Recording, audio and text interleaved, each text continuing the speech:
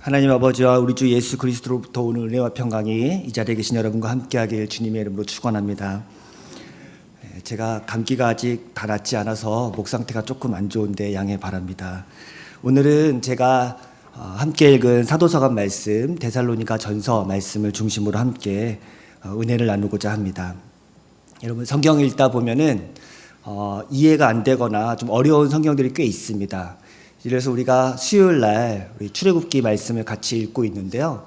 그 당시의 문화나 배경 혹은 역사 혹은 그 당시에 사용하는 풍습들을 잘 알면은 훨씬 더 이해를 많이 할 수 있을 텐데 그것을 우리가 잘 모르니까 성경을 읽으면 참 어려울 때가 많이 있습니다. 하나님은 왜 이런 말씀을 하셨고 모세와 바로는 왜 이렇게 행동하는지 사실은 우리와 너무나 문화적 배경이 다르기 때문에 이해하기 어려울 때가 많이 있습니다. 사실 생각해보면 성경이란 것이 굉장히 오래된 책이죠. 가깝게는 2000년부터 시작해서 한 2500년 그 이상까지 된 오래된 책이기 때문에 오늘 우리의 시대의 맥락으로 읽으면은 오해하거나 잘못 읽을 가능성이 많습니다. 그래서 때로는 전문가의 도움이 필요하기도 하고 또 공부를 해야 될 필요도 있기도 합니다. 근데 여러분 오늘 우리가 읽은 데살로니가 전서 말씀 여러분 한 번에 읽으면서 바로 이해되시죠? 굉장히 어렵거나 힘든 말씀도 아니고 물론 우리가 사도 바울이 데살로니가 교회에 왜 이런 말씀을 전했는지 그 당시의 역사적 배경을 알면은 좀 더 깊은 의미를 알 수 있을지도 모르겠지만 지금 우리가 그냥 읽더라도 이 말씀이 지금 우리에게 어떤 말씀하시는지 한 번에 이해할 수 있을 거라고 생각됩니다. 여러분들이 이 말씀을 우리 삶에 어떻게 적용하고 또 우리가 어떻게 이해해야 되는지 함께 오늘 나누고자 합니다. 항상 기뻐하라, 쉬지 말고 기도하라, 범사에 감사하라. 네. 이 말씀 여러분 집이나 직장, 사업장에 액자로 다 걸어 두셨을 것 같은데요. 이 말씀이 우리 삶에 구체적으로 어떻게 적용될까 저도 한번 고민해 봤습니다. 항상 기뻐하라, 쉬지 말고 기도하라, 범사에 감사하라. 무슨 말 같으세요? 앞에 보니까 항상 쉬지 말고 범사, 늘 언제나 매일 매번 이런 말씀이잖아요. 저는 그 18절 뒷부분의 말씀을 한번 주목해 봤습니다. 여러분도 아시겠듯이 이는 그리스도 예수 안에서 우리를 향하신 하나님의 뜻이니라. 하나님의 뜻이라고 합니다. 이 말은 하나님의 의지, 하나님의 목적, 하나님께서 우리에게 하시고자 하는 길이라는 뜻이기도 하죠. 결국 예수 그리스도께서 하나님께서 예수 그리스도를 통해서 우리에게 원하시는 바를 이렇게 알려주신 것 같아요. 우리 그리스도인이 어떻게 살아야 됩니까? 항상 기뻐하고 쉬지 말고 기도하고 범사에 감사하라. 이게 우리를 향한 하나님의 뜻이라고 합니다. 저는 오늘 이 말씀 묵상하면서 이 말씀을 오늘 나의 하루의 삶에 한번 적용하면 어떻게 될까 그렇게 한번 생각해 봤습니다. 여러분 아침에 일어나실 때 어떻게 일어나세요? 할렐루야. 하나님께서 오늘 주신 이 하루 기쁨과 감사함으로 시작하겠습니다. 주님 감사합니다. 이렇게 시작하시는 분 계세요? 주로 우리의 아침은 진짜 일어나기 싫다. 회사 가기 싫다. 학교 가기 싫다. 침대에서 나가기 싫다. 그냥 여기 계속 있고 싶다. 라고 시작하시는 분들이 아마 훨씬 더 많으실 거예요. 사실 모두가 다 이렇게 아침 햇살 맞으면서 커피 한 잔의 여유와 함께 아침을 시작하고 싶지만 우리의 현실은 사실 전쟁터와 같죠. 네, 여러분 자녀 키우는 분들은 더 공감하시겠지만 아침 시간이 얼마나 바쁜지 모릅니다. 기쁨과 감사함으로 하루를 시작하고 싶지만 사실 현실은 짜증과 잔소리와 또 오만 가지 정신없는 이 분주한 아침이 되기가 일쑤입니다. 가끔씩 아이들이 학교에 가는 거를 제가 보면은 울상을 지으면서 학교에 가는 아이들이 있어요. 분명 엄마한테 한 소리 들었던 애들입니다.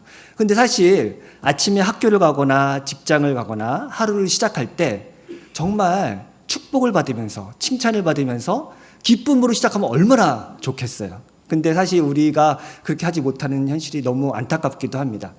그러면 우리가 아침에 일어날 때 저는 이렇게 기도했으면 좋겠어요. 하나님, 오늘 하루 시작부터 기쁨으로 시작했으면 좋겠습니다. 제가 다른 사람의 기쁨이 됐으면 좋겠습니다. 저로 인해서 우리 가족이 기쁨으로 하루를 시작했으면 좋겠습니다. 이렇게 여러분 한번 각오하시고 기도하면서 시작하면 어떨까요? 나로 인해서 우리 가족이 복을 받고 또 축복을 받고 또 기쁨으로 하루를 시작한다면 그 하루가 정말 귀한 하루가 될 것 같습니다. 그래서 여러분, 자녀가 학교에 갈 때, 남편이 직장을 출근할 때 축복해 주세요. 기도해 주시고 복을 빌어 주세요. 오늘 하루 하나님이 동행하는 즐거운 하루 되게 되려고 한번 기도해 주시길 바랍니다. 그러면 저는 두 번째로 쉬지 말고 기도하라는 이 말씀을 오늘 하루 종일 직장에서, 학교에서, 사업장에서 혹은 집안에서 이 집안일을 하면서 하는 그 삶의 여정에 한번 적용해 봤습니다. 사실 기뻐하고 감사하는 거는 그럭저럭 우리가 지킬 수 있겠는데 쉬지 말고 기도하라, 이건 좀 지키기 어렵죠. 순간순간 기도하라는 말인데 어떻게 우리가 이렇게 살 수 있을까 고민이 되기도 합니다.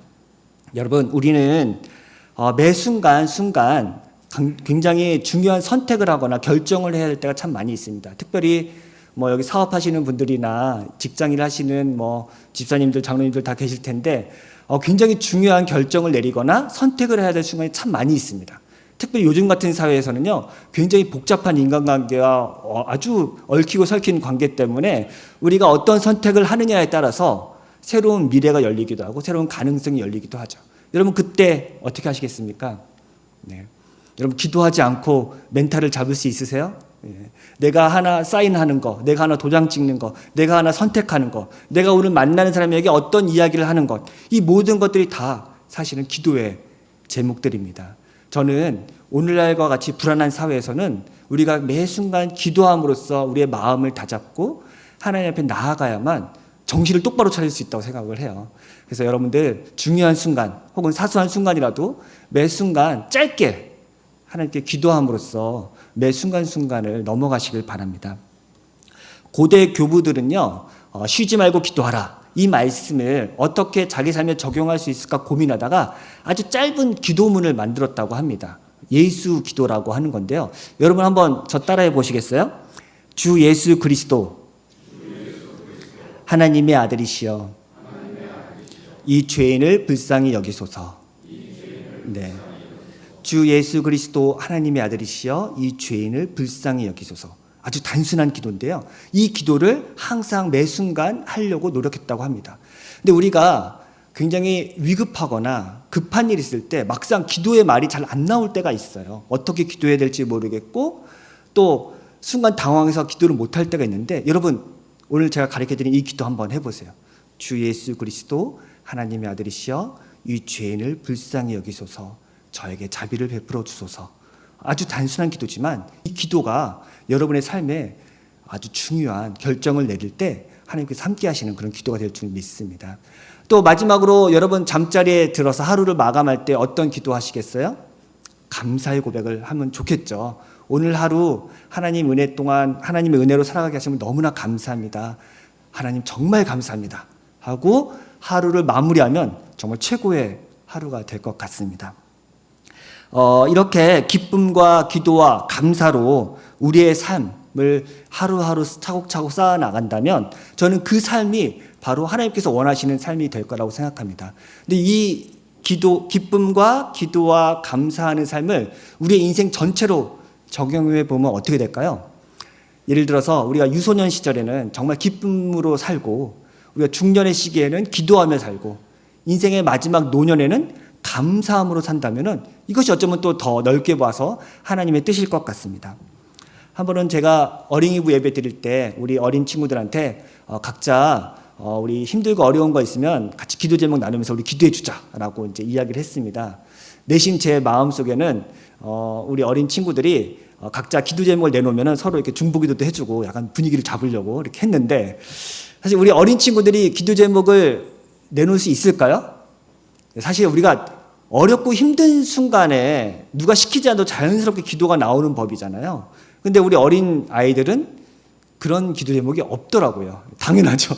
그냥 불만이 없어요. 그냥 뭐랄까 슬픈 일이 없어요. 그냥 기쁘고 감사하고 그냥 마냥 행복해요. 그러니까 기도 제목 내놓으라고 하니까 뭐 내놓을 게 없는 거죠. 사실 좋은 일이죠. 예. 어린아이들이 저 기도 제목 있습니다. 그럼 더 이상하잖아요. 그거는 행복한 게 아니잖아요. 그러니까 제가 볼 때 이 어린 시절에는 진짜 기쁨으로 충만해서, 그리고 기쁨을 잘 보존해 줄 수 있게 하는 거, 이게 사실 어른들의 역할이 아닐까 생각이 들어요. 어린애들이 얼굴에 수심이 가득해가지고 기도 제목이 있다? 그거 진짜 이상한 일 같아요. 그래서 이 어린 시절에는, 젊을 때는 정말 기도 제목이 없고 그냥 기뻐하는 것, 그런 삶을 살게 하면 참 좋을 것 같다는 생각이 듭니다. 근데 반면에 청년의 시기는 좀 다르죠. 청년 때는 기도 제목이 참 많습니다. 앞으로 뭘 해먹고 살아야 되는부터 시작해서 뭐 세상의 절반은 왜 굶주려야 하는가, 뭐 이런 거창한 것까지 시작해서 정말 모든 것들이 기도 제목입니다. 앞길이 불안하고 또 뭘 해야 될지 모르기 때문에 당황할 때가 많이 있어서 기도할 때가 많이 있습니다.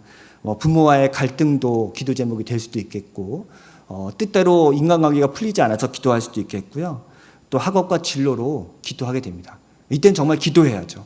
저도 20대, 30대 청년의 때를 생각해 보면 뭐가 그렇게 진지하고 뭐가 그렇게 심각했는지 매 순간순간이 기도 제목이었던 것 같아요. 그래서 항상 친구들이 만나면은 기도 제목 나누기도 하고 또 그걸 같이 기도해 주는 게, 그때는 그게 굉장히 삶의 일부였던 것 같습니다.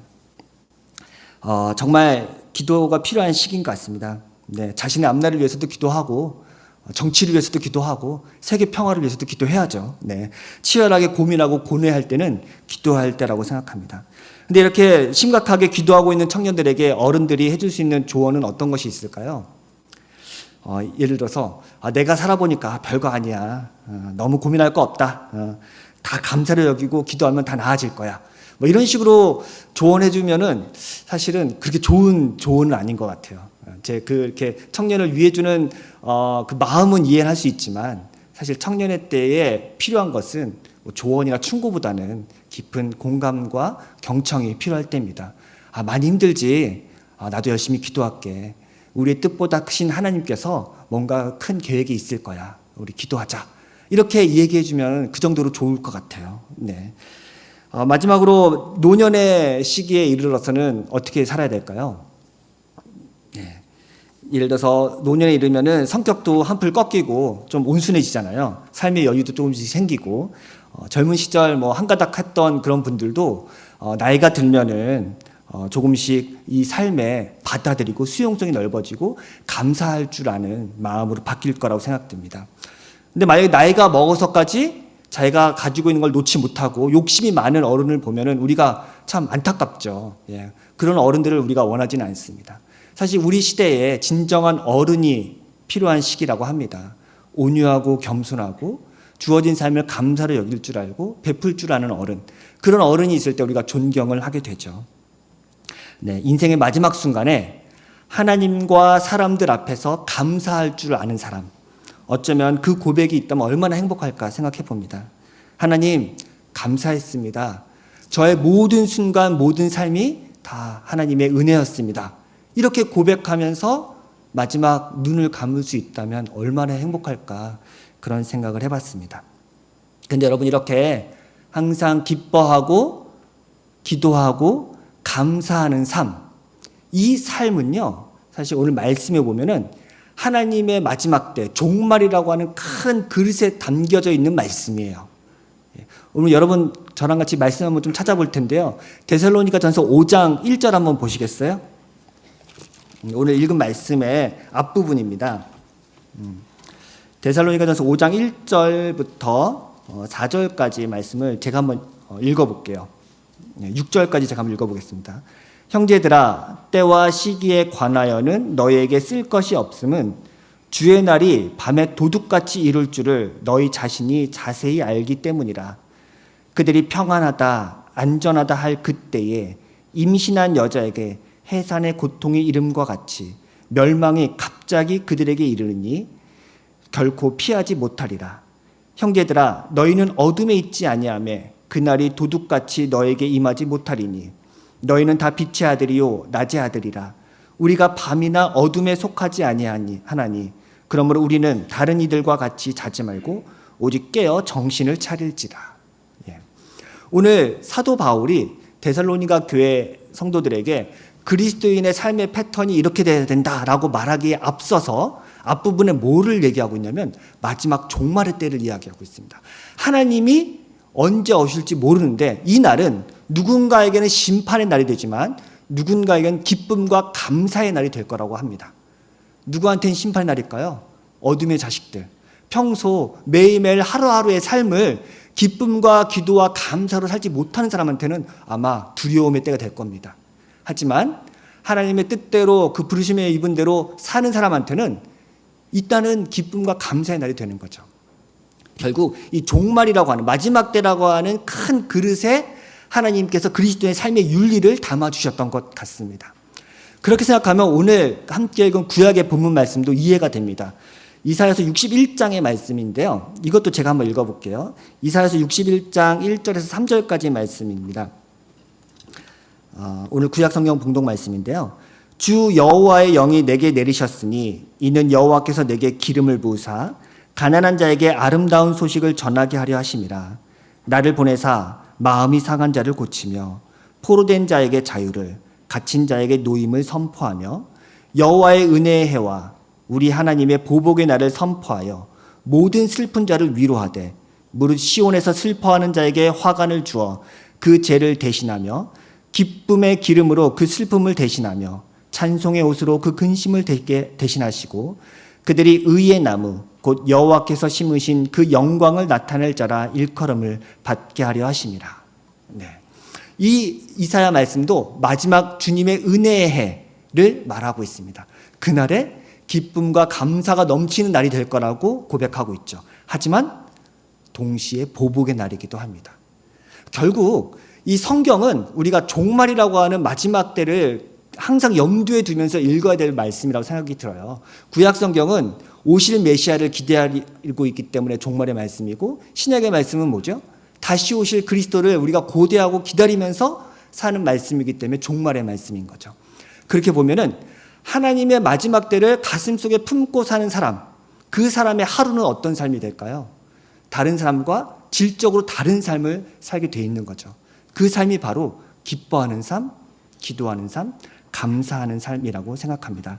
주님 오실 날을 기다리며 사는 성도들은 세상 사람들과 다를 수밖에 없습니다. 오늘 하루를 하나님 앞에서 신실하고 정직하고 진실되게 사는 사람, 하나님 앞에서 올바르게 살려고 노력한 사람, 아마 이게 종말론적인 삶의 태도라고 할 수 있습니다.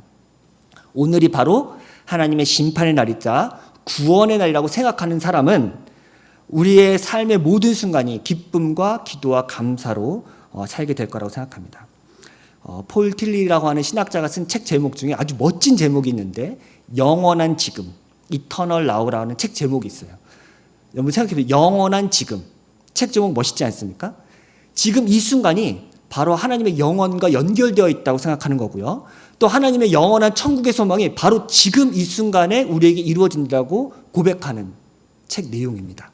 그렇게 생각해보면 우리 지금 이 순간, 이 시간이 하나님 나라가 바로 임하는 곳이고, 또 그 하나님 나라는 멀리 저곳, 내가 죽어서 가는 곳이 아니라 바로 여기서 이루어지게 하는 사람, 그 사람이 바로 종말을 사는 사람입니다. 그런 사람들은 바로 하나님께서 원하시는 천국의 삶을 살게 되고, 오늘 내가 한 사람을 만나더라도 그 사람을 진실되게 만날 수 있을 거라고 생각됩니다. 다시 한번 제가 오늘 말씀으로 돌아가 보면 이렇게 종말론적인 삶의 태도를 갖고 살아가는 사람으로 인식을 하면 오늘 말씀 읽었던 5장 23절, 24절이 또 이해가 됩니다. 다시 한번 우리 같이 볼까요? 데살로니가전서 5장 23절, 24절을 우리 같이 한번 천천히 읽어보도록 하겠습니다. 다 같이 읽겠습니다. 시작. 평강의 하나님이 친히 너희를 온전히 거룩하게 하시고 또 너희의 영과 혼과 몸이 우리 주 예수 그리스도께서 강림하실 때에 흠없게 보존되기를 원하노라. 너희를 부이신 이는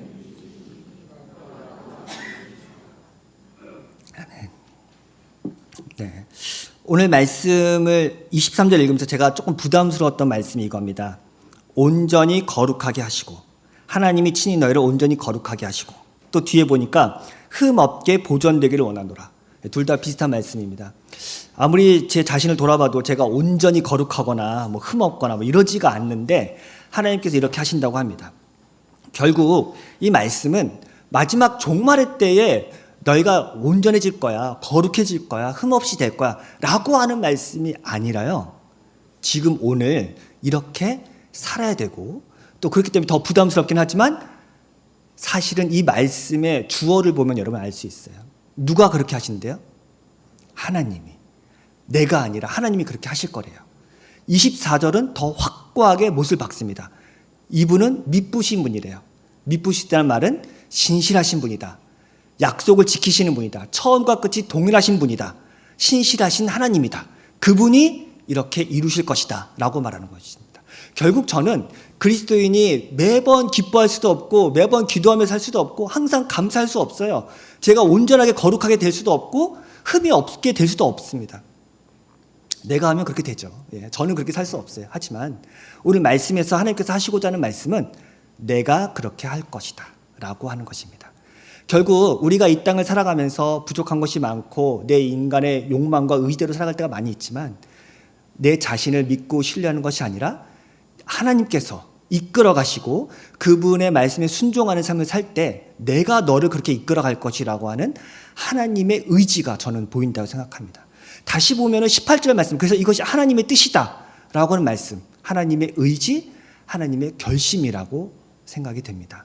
이 모든 것들이 종말의 때에 우리가 이렇게 살아가는 삶을 살아갈 때 하나님께서 우리를 이렇게 이끌어 가실 거라고 하나님의 말씀이 우리에게 주어진 거라고 생각이 듭니다. 저는 여기서 하나님의 열심을 보게 되는 것 같아요. 하나님께서 우리의 삶을 이렇게 이끌어 가실 것이라고 말씀하십니다.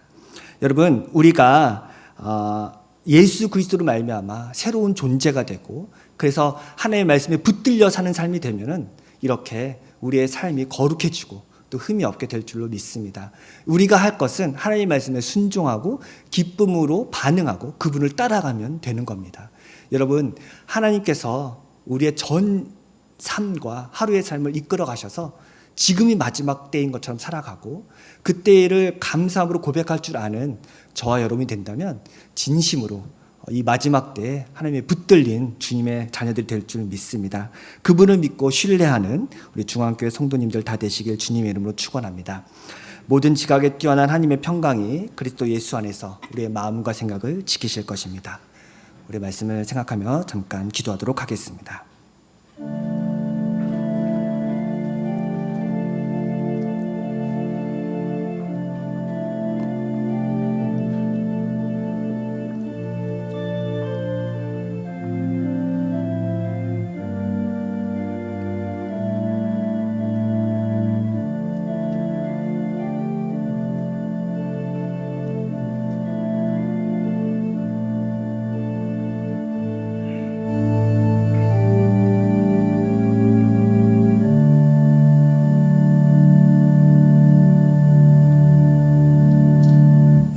우리를 거룩한 삶으로 이끌어 가실 주 예수 그리스도를 신뢰하고 의지하며 예수 그리스도 이름으로 기도했습니다. 아멘. 이제 다